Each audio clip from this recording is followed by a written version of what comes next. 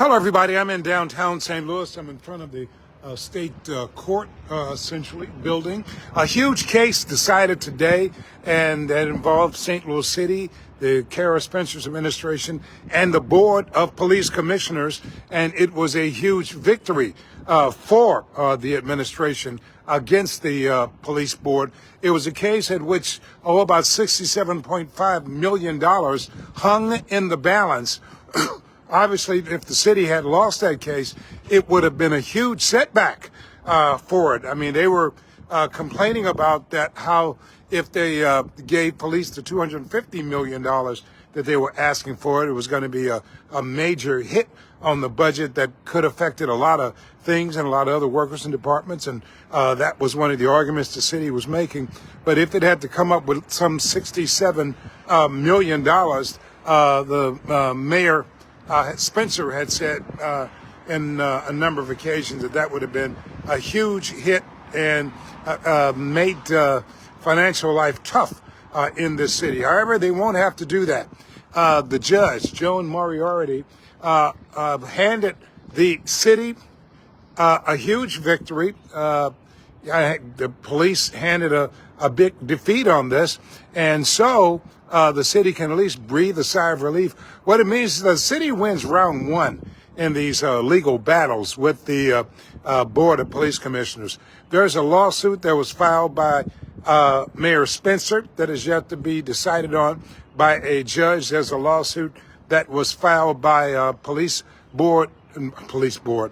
Board of Aldermen President Megan Green. Board of Aldermen President Megan Green. She has also filed a lawsuit against the police board. Both of them are trying to overturn the state control of the police department. That was, of course, launched by Governor Mike Kehoe, who, when he first came to office, essentially, he got the legislature to agree with him to retake control of the St. Louis City Police Department, that it had been under, I think, local control since about 2012, I think. It had been under the control of the state for probably more than 100 years. There was a measure passed to put it under state control. Under local control in 2012. And so the city got back control of its police department that had been under state control. But a lot of things had happened while the police department was under local control. One of the things that apparently a lot of the politicians in Jefferson City didn't like was the defund the police movement nationwide swept through. And it seemed to get some support and adherence here in St. Louis City government, both in the mayor's office at the time and the Board of Aldermen. And this was under the last mayor, Tashara Jones, seemed sympathetic to that. And the Board of Aldermen as well. Mayor Cara Spencer was on the Board of Aldermen. She never really spoke out against the defund the police movement. And so it seemed the progressive movement, progressives were on board with that until it lost favor with the public, until the people started seeing a big increase in crime, therefore deciding that, well, maybe defund the police is not such a great idea after all. And so a lot of public officials officially started and publicly started backing away from it and kind of disavowing it. That's what you get a lot of people now disavowing it, saying, I was never in favor of that. But this city was absolutely moving, it seemed, in that direction. I remember some money was taken out of the budget for police overtime, and the idea was that they were going to use it to hire some social workers and some other folks because they didn't want to just put all their eggs into the police basket. So they were definitely moving towards getting away from complete reliance on law enforcement. Anyway, Governor, to show you how much favored, how much the state control was being favored, the police association even favored moving from local control back to state control. Also, the police organization that represents African American police officers also supported Governor Kehoe in state control. They both testified in Jefferson City on behalf of the state taking over the police department, retaking it over. And I always give this for example, where you had African-American police officers would rather have the Republicans in Jefferson City be in charge of the police department rather than the Democratic progressives here in St. Louis. And so obviously an unusual relationship, but nonetheless, that's what happened.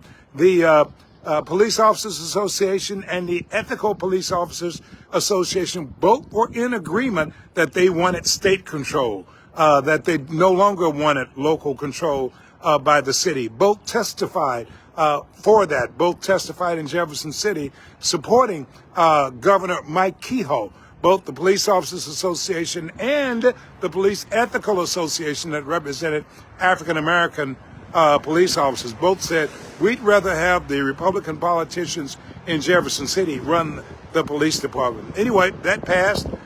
It passed the legislature. The governor signed it. And so the state retook over control of the St. Louis City Police Department. The board runs it, police board runs it. One of the things that it's doing has to do, of course, with the budget. One of the things they proposed was a 7% pay hike for police officers. Mayor Spencer proceeded to oppose that. Megan Green, the president of the Board of Aldermen, also opposed it. And a number of the aldermen I've talked to, they're against it too. So it seems like the progressives are in lockstep against the state takeover of police and against that pay increase for police officers. All this is coming at a time when we are down 300 police officers. We are short 300 police officers. That's putting a big strain on the police department. And so we are short those police officers, and add to it, St. Louis is still on the list of the most dangerous cities in the United States. Still one of the most dangerous cities in the United States. That's where St. Louis sits. And so against that backdrop, we have the top city officials battling their own police department. They always correct me when I say that. They say it's against the Board of Police Commissioners, but the Board of Police Commissioners runs the police department. So if you're against the Board of Police Commissioners, you obviously are opposing the police department. I mean, it is what it is. And so essentially what you've got the top city officials, the top officials in this city opposing the St. Louis City Police Department. And obviously that's a bad situation because citizens regard crime as the biggest problem in this city.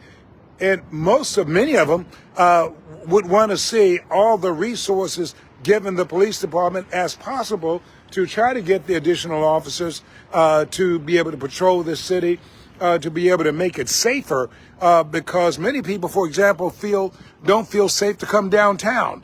Many who used to go to baseball games are not going to baseball games now because of crime, and many people not feeling safe. And so you get a lot of folks essentially saying, why can't the city work with the police department to figure out a way to make this city safe, right? To get this city to a point where fewer businesses want to move out. Downtown, many of the businesses are vacant down here because many companies, big companies, have moved out, bailed out. So you'll see a lot of very big buildings down here. I think Peabody recently moved. Where is their headquarters?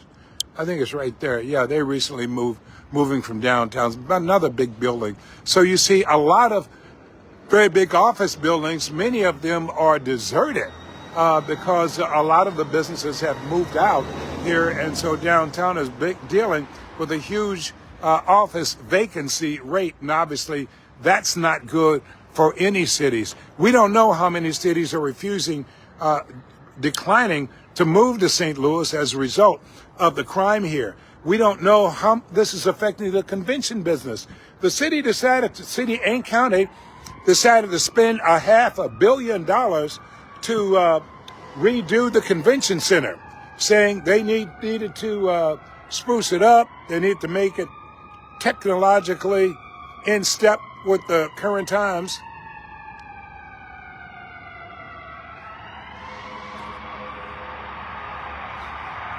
We're going to let the ambulance go by.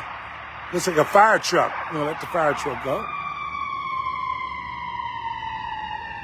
So basically, the city and county got together and said, okay, maybe we've got something else. A busy evening here in St. Louis.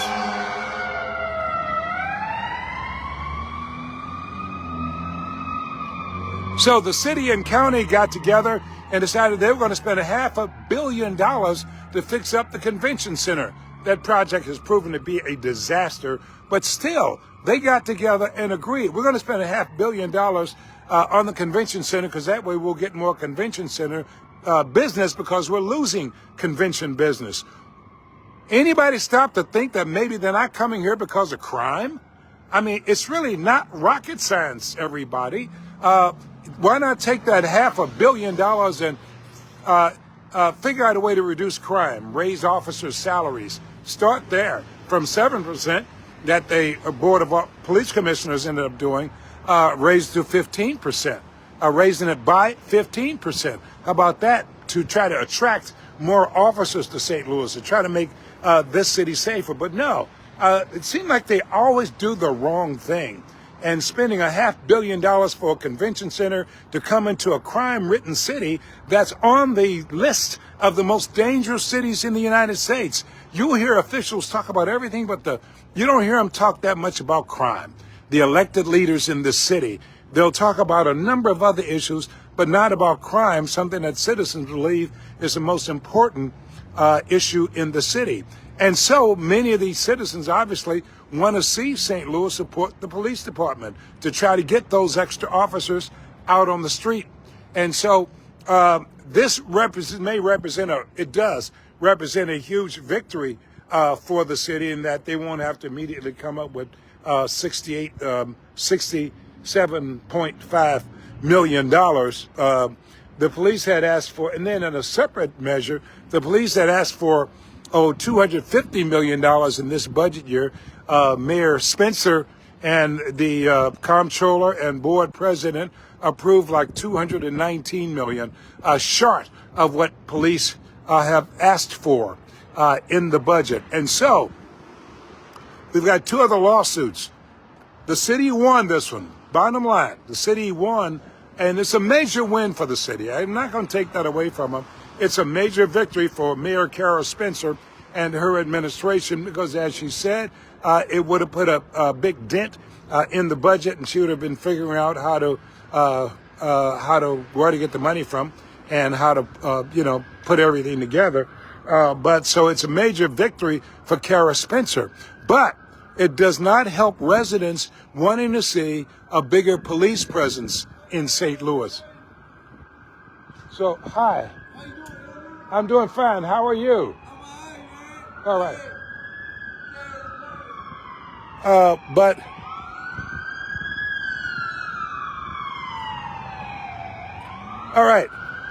But once again, it doesn't help citizens who are worried about crime in the city.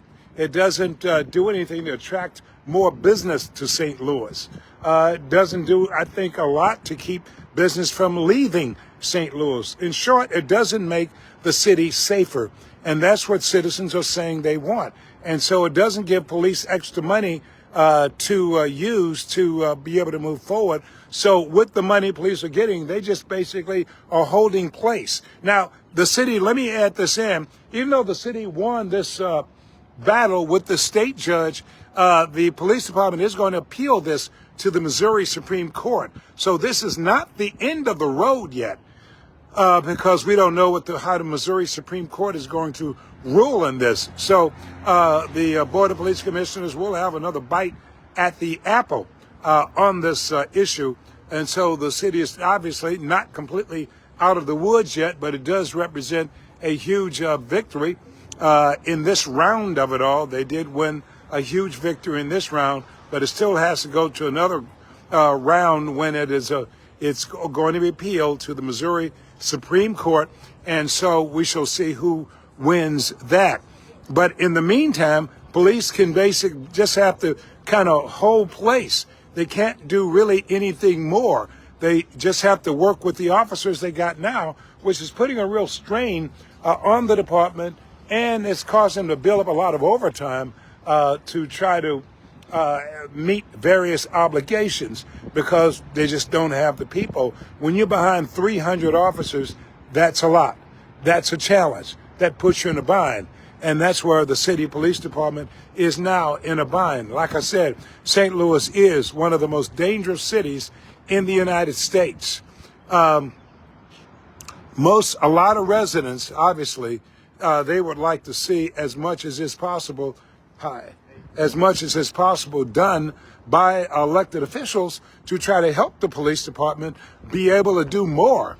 So obviously that means the salary is going to have to increase substantially to try to attract new officers. For example, officers that are deciding to go to St. Louis County areas that have less crime, and many make more money. So why do you come to the city for less money and more crime? And so you would think that elected officials would be doing all they can and pulling out all the stops to try to give police all the money they need to work with to try to make it more attractive to get more officers here into more officers to St. Louis, which means they had to hike the salary. Instead of 7%, it should have been 15% salary hike to get officers here. Police are also working on getting command rank officers higher salaries. I think, and I don't want to give all the amounts off the top of my head. I think lieutenants are something like 18%, and I think we get up to colonels, that's like 20% or something like that.